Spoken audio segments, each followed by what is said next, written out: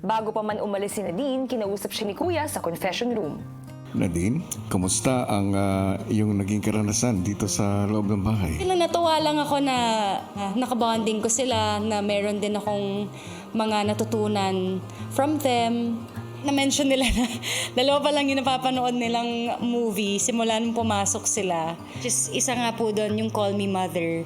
Hindi man sila totally nakarelate doon sa kwento. Iba naman po yung naging experience nila. Pero masaya po ako na na-appreciate nila yung pelikula, nagandahan sila. Sa puntong ito, maaari mo bang imbitahan ang mga viewers natin? Salamat, Kuya, for allowing me. Mga kapuso, mga kapamilya, sana po panoorin po ninyo ang Call Me Mother. Showing pa rin po siya sa mga sinihan. This is directed by Direk June Robles Lana. Kasama ko po dito si Ate Vice at marami pa pong iba. Sana po panoorin po ninyo. Sana po magustuhan po ninyo ang pelikula. Sobrang sarap sa pakiramdam kasi lalo na ngayon na yung mga kabataan, syempre marami silang pinagdadaanan. And ako, palagi ako nagiging vocal sa mga nagiging challenges ko sa buhay na normal yun, na lahat tayo pinagdadaanan nun. So, kahit papano, sa mga pelikula na nagagawa ko, nakakapag-inspire ako ng ibang tao.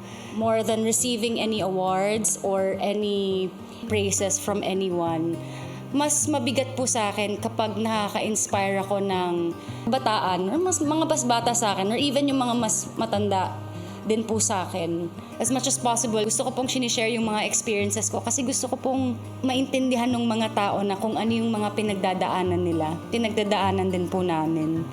Lahat tayo tao, lahat tayo pinagdadaan ng iba't ibang challenges, hindi man parehas pero lahat tayo may pinagdadaanan. But at the end of the day, lahat tayo nakakalagpas doon and meron tayong mga napupulot na lessons. Nadine, maraming salamat sa pagbisita mo rito sa aking bahay. Maikli man ang iyong pananatili, alam kong naging makabuluhan ito, lalo na para sa aking mga housemates. Alam kong hinahangaan ka nila, hindi lamang dahil sa mga naabot mo sa industriyang pinapangarap din nilang pagtagumpayan, kundi higit sa lahat dahil sa iyong mga paniniwala, paninindigan at sa pusong patuloy mong ibinabahagi sa iba. Salamat po, Kuya. Hanggang sa muli. Thank you po. Sa loob ng bahay, ang girls mukhang hindi pa rin makaget over sa naging bisita. She's so smart. She's so full of wisdom. Kaya I love talking to her. Kasi never ko pa siyang nakita in person. Ayoko din! Like legitimate. Oh my God! Like Ako din legit! Oh my gosh. As in, oh my God, ang bait niya po. Ang humble. Sobrang bait. President! Nadine! She's called the president for a reason. I know.